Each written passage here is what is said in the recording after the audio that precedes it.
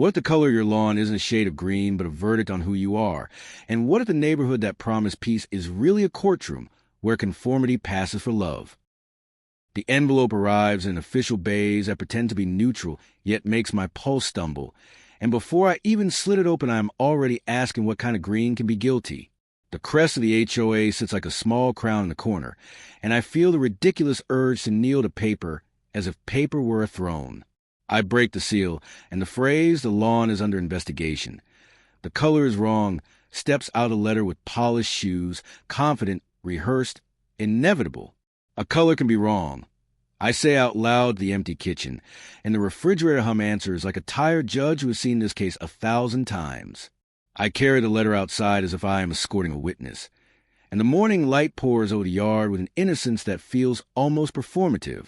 My lawn is a deeper green today, fed by last week's rain and an overly enthusiastic bag of fertilizer, a shade that looks like sleep after confession and smells faintly of hope. Across the street, the neighbors' lawns line up like uniforms after inspection, clipped and disciplined and certain of their rank.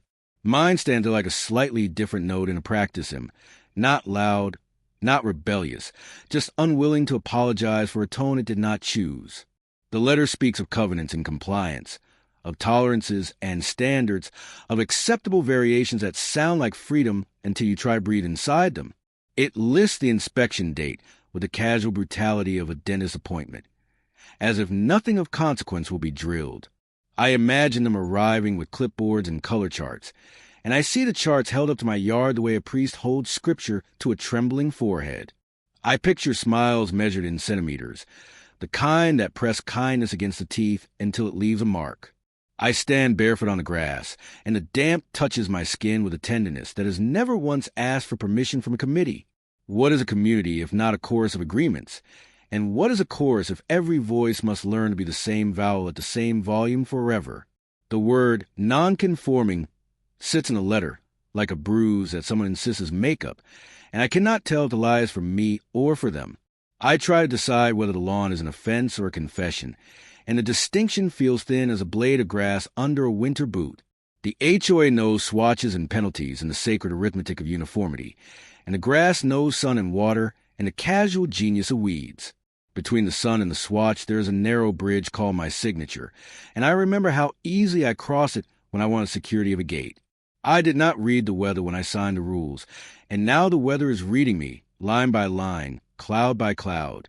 Somewhere out of frame, a sprinkler ticks with the patience of a metronome, counting my rebellion in drops I did not program. I feel my chest tighten not from guilt, but from measurement, from a knowledge that someone will decide how much of me is permissible by holding me against a chart. Is this what order asks for? A palette where comfort equals code, where peace is a color you buy in bulk, where safety is printed in glossy ink and mailed to your fear. I lift the letter again, and it looks heavier now, as if it has absorbed the dew, as if words can drink water and swell until they split. I kneel and run my hand to the blades, and they lean and spring back into choreography older than our bylaws, older than our fences, older than our triumphs. The lawn is a mirror that refuses to flatter. In it I see the part of me that wants to be noticed and the part that wants to disappear, warring quietly under the same light. There is a sentence in the notice about restorative action, and I think of paint on wounds, of curtains drawn over broken windows, of songs sung louder to hide the tremor in the throat. Non-conforming today, non-compliant tomorrow, undesirable next week. How quickly language assembles a staircase and invites you to fall down it. What if the shade is not a mistake, but a symptom, not disobedience, but difference, not vice, but variance that life wrote into chlorophyll when no one was watching? Is the crime that my green is a little too alive, or that it is alive at all, or that it remembers a wild field it has never seen? I think of neighbors who nod from driveways like civil statues, their greetings polished by repetition until they shine and slide right off the skin. I think of the board members, their weekend sacrifice to the altar of sameness, and I wonder what bruise of their own they are trying so hard to cover. The word illusion floats to the surface of my thinking like a label on water, and I realize how often we choose sameness because it is easier to count than to understand. The counterweight in my mind drops the word truth like a stone, and I hear the dull sound it makes at the bottom of the well, where I keep the questions I am afraid to pour out. The wind moves and every blade answers, and I know the inspection will come whether I argue or assent, because rituals are jealous and must be performed to keep the story intact. I rehearse explanations that sound noble, and then petty, and then merely tired. And I realize I am not trying to save the lawn so much as the version of myself that believed lawn color could be neutral. Perhaps the rule is only a mirror of our panic, and perhaps my shade is only a mirror of my hunger, and perhaps mirrors should not negotiate with each other. The letter asks for immediate contact with a compliance officer, but the word immediate feels like a siren that cannot find the house it is warning. I stand, I breathe, I put the letter in my pocket, where it warms to my body like a small animal that trusts me for the wrong reasons. The street is quiet, the sun is climbing, the day is clearing its throat, and somewhere a garage door sighs open like a stage curtain that knows the scene will not end well. I decide to meet them at the edge of the grass with my questions unclenched, my voice unpolished, and my eyes open to whichever story wins today, the charts or the skies. I dial the number on the letter with the same caution one uses to touch a bruise, and wonder the phone will ring like a gavel. The dial tone stretches like a municipal hallway, polished and empty, a place that trains you to lower your voice before anyone asks. A voice answers, crisp and careful, and introduces herself as Ms. Larkin from compliance, and the word itself feels like a lever pulled on the inside of my chest. I tell her I receive a notice that my lawn is under investigation for crime of color that refuses to apologize, and I wait for the courtroom to declare itself. She thanks me for reaching out in the practiced warmth of a flight attendant during turbulence, and she assures me the process is routine. Routine, I repeat, and the syllables taste like a press shirt, tidy, starched, unbreathing. I ask what it means for a shade of green to be wrong, and whether wrongness can be printed on a chart that fits inside a clipboard. She explains that the community maintains a spectrum of acceptable tones to preserve uniform aesthetics and property values, and her consonants stack neatly like townhouses. Values, I think, and then value, and I feel the small but seismic slide between plural and singular as if a staircase is moved under my foot. She mentions reference swatches, vendor-approved blends, and tolerances measured in degrees and deltas, numbers that promise objectivity, the way a lock promises safety. Delta, I repeat, and I imagine a river splitting itself until it reaches the sea, difference negotiating with destination, water arguing with map. I ask if anyone can see a 5% deviation with the naked eye, or if we now require instruments to detect our sins. She says instruments help reduce disputes, and I hear the mercy in it even as I feel its steel. I walk outside with the phone and let my feet read the grass, and the blades recite a poem about sun that the policy manual never met. She offers to schedule an inspection, a site visit, a quick verification. 3 phrases that try to sound like a neighborly drop-by yet with a cologne of audit. I ask for a week, or a day, or an hour consider, and the requests line up like small umbrellas against a larger rain. She says the board prefers timely restorative action, and the word restorative makes me picture paint slathered over a living thing that does not need covering. I ask what restoration means when the patient is healthy, when the heartbeat of chlorophyll is stubborn and ordinary and true. On screen, truth. She pauses, a kindness I did not expect. And the pause, I hear her own life rustle like a file folder that is never opened in public. She tells me she understands love for a yard, that she grew up pulling crabgrass beside her father, but that here her role is to apply the standard, not to debate it. I ask if standards keep us safe or only keep us the same, and whether sameness can be a danger that just happens to mow its edges straight. She says standards keep the peace, and I want to ask whose peace and at what price, but the questions stack higher than the signal bars on my phone. I look at my neighbor's lots, the predictable gradients like uniforms and formation, and I feel both envy for their protection and pity for their silence. I tell her my lawn is darker because of rain and attention, not defiance, and I hear how even that sentence begs permission to exist. She says intent is not part of the assessment, only appearance, and I watch a cloud pass in front of the sun like evidence being redacted. I ask if there is an appeal, and she says there is always an appeal, which sounds less like hope and more like a hallway that loops back to the same door. I ask if her own lawn ever misbehaves, and after a small laugh she admits she has artificial turf, a confession that lands like a perfect summary of the age. Artificial, I whisper, and I look down at the green stain on my fingertips where I pinched a blade, and remember the smell that plastic cannot counterfeit. She offers Tuesday between 9 and noon, and the window feels like the rectangular shape of neutrality taped over my morning. I agree because the story was written before I arrived at it, and saying yes is sometimes only the sound you make when you have been included without being consulted. She thanks me again. We confirm the address that is mine, but suddenly feels leaves from a rulebook, and we hang up in a shared politeness that cannot find a home. The air resumes its ordinary temperature, but inside me a thermometer rises because measurement, once invited, rarely leaves without taking something with it. I walk the perimeter of the lawn like a juror, circling a quiet defendant, and the ground gives just enough to remind me that judgment is heavier than it looks. I rehearse arguments that use the board's language, then ripples that use my own, then silence that uses neither, and I do not know which voice will be judged legible. I write notes on a pad: variance, ecology, thresholds, stewardship, and each word is both a shield and a mirror that exposes a hand holding it. I wonder if I should feed the grass more or less, water it early or late, defend it loudly or love it quietly, and I laugh because care has been rebranded as contraband. I briefly imagine borrowing a sprayer and painting it the sanctioned shade, the way people sometimes tan to fit into a photograph that will forget them anyway. Then I imagine leaving it untouched as an unlettered statement, a sentence the committee cannot parse because it refuses to decline. The letter shifts against my leg like a restless animal in a pocket cage, and I hear words rustle that sound like verdicts and lullabies at the same time. I decide I will prepare not by changing the lawn, but by learning to witness it, blade by blade, light by light, as if my defense could be simply telling the truth slowly enough to be heard. Morning slides over a cul-de-sac like a slow eye that refuses to blink, and I feel watched even when the curtains behave.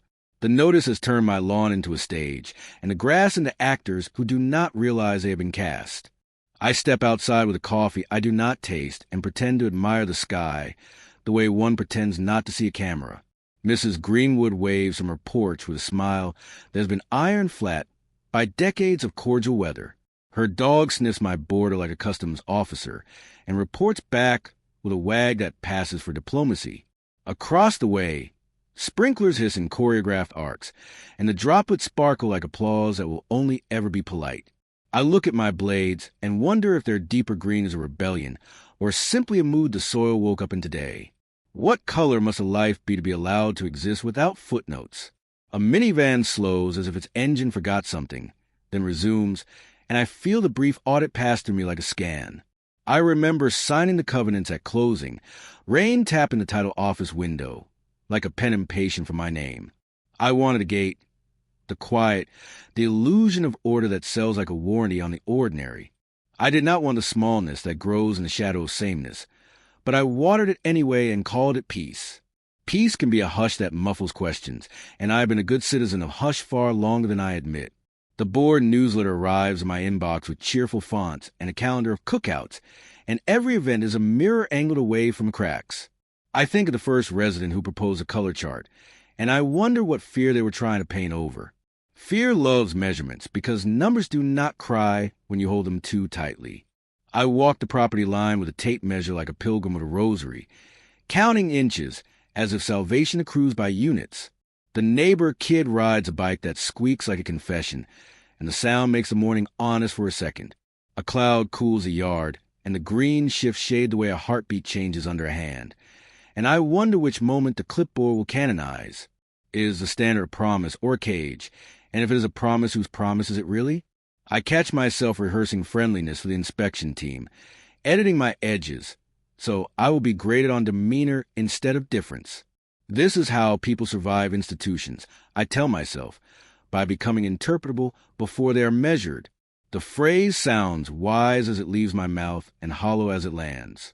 My phone pings when neighborhood app posts about a loose cat, and the comments bloom into a tribunal disguised as concern. We are so good at policing when we can call it care, and I have clicked the heart on such posts like a tiny badge I did not earn. Complicity tastes like sugar when it is sprinkled over fear, and it dissolves before you can call it by its name. I kneel and pull a single weed that had the courage to be a different geometry, and I set it aside like evidence for my better self. The weed bleeds milk that paints my thumb, and for a moment the yard writes its own citation on my skin. I ask the grass a question that has no words, and the wind answers with a tremble of a truth too simple to translate. A delivery truck rumbles by and leaves behind the smell of elsewhere, and I feel how small our rules are under the wide grammar distance. My mailbox still holds a folded threat, and I imagine the letter breeding little replicas in the dark like worries that hatch at night. I could repaint the offense with dye the way people repaint their faces for acceptance, but the thought feels like borrowing a mask from a stranger. I could also refuse a small flag in soft soil, and then what would I protect, the lawn or the part of me that wants to deserve this address? Deserve is a word that builds staircases inside the head, and then guards them with velvet ropes. I think of the houses that will outlive us all, their walls recording our rituals and our apologies with equal indifference. When I wave at a passing jogger, she looks at the grass, then at me, then back at the road, and the triangle of her glance is a geometry I understand too well. We have learned to see each other through indices, through ratings, through scores that promise to make the world legible and instead make it thin. The sun returns full and the green deepens again, and I realize how fragile a verdict is when it depends on the angle of light. If truth shifts with the hour, then whose clock is a court using, and what happens when the sky refuses to testify? I breathe, slow and stubborn, and I choose to spend the hours before Tuesday learning the language of my yard, so that I can translate myself when the measuring begins. Night slips over the subdivision like a velvet verdict, and the quiet that follows is not peace, but the sound a courtroom makes after everyone agrees to pretend. I sit at the kitchen table with the notice flattened beneath the glass, as if preserving a specimen whose species is authority. The refrigerator hum becomes a witness again, steady, unflustered, uninterested in my defense. I open the back door and let the night in, and the lawn answers in a darker register that refuses a day's bright cross-examination. In moonlight my grass is almost black, a chorus of shadows, and I wonder which swatch accounts for the hour after certainty. The rulebook is silent on midnight, which feels like an honesty it did not intend. I remember my father kneeling in a rented yard, coaxing a reluctant patch to live, saying care is not decoration but devotion.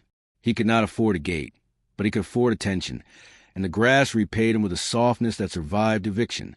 I asked the night whether care could be quantified, and the night answers with crickets that refuse to show their credentials. My phone glows like a small altered consensus, and I scroll forums where neighbors trade penalties the way children trade stickers. Someone posts a swatch chart with pride, and the comments applaud like a metronome that forgot who asked for time.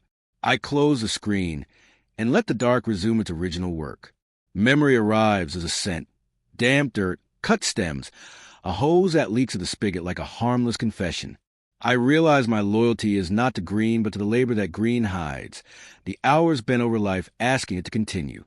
If I dye the lawn to pass the test, do I also dye the hours, the ache, the whispered bargains with the sky? What truth survives when presentation replaces presence? I whisper illusion into the yard and feel foolish and alive at the same time. I whisper truth and expect thunder. I receive only a breeze that moves like understanding through a crowded room. The sprinkler timer clicks to midnight and decides for me, water rising in arcs that look like the signatures of ghosts. I watch the droplets beat on blades and break, and I think of how often we confuse breaking with failing. The water falls, the blade returns, the world rehearses resilience without asking for applause. I pour a glass of tap water and taste metallic law, then swallow anyway because bodies choose survival before philosophy. In the window's reflection, I see myself holding the letter like a passport to a country I no longer want to visit. I ask who benefits when color is a contract, and the answer arrives as silence shaped like a ledger. Perhaps the chart is a hedge against chaos, and perhaps my desire to pass is the same hedge trimmed into a different animal. I count my hypocrisies like coins and find enough to buy another month of looking away. But the lawn keeps speaking in chlorophyll, and the language stains my hearing. I draft an appeal on a legal pad, and every sentence begins as a prayer and ends as an apology. I cross out apology and write witness, then cross out witness and write home, then underline home twice, because it trembles. The clock shoulders past 1 a.m., and fatigue pulls honesty to the surface the way low tide reveals shape. I confess that I wanted the HOA until it wanted me. I confess that I have enforced smaller rules on smaller things and called it stewardship. I confess that sometimes sameness felt like love because it clapped on cue. The confessions do not absolve. They organize the evidence for a kinder juror who has not been impaneled yet. I step outside barefoot and let the cool earth argue its case through my skin. I decide that my preparation will be refusal of performance, that I will host a morning as myself and let the lawn be its unscripted green. This is not defiance. I tell the dark. This is fidelity to what was growing before the letter learned my name. When I close my eyes, the cul-de-sac dissolves, and I see a field without fences, and the image feels like a memory from a future that wants me. I open my eyes, and the fences are still here, but their confidence is thinned the way paint thins when weather tells the truth. I fold the notice once, then again, smaller now, less like a law and more like a receipt, and I go to bed ready to testify without costume.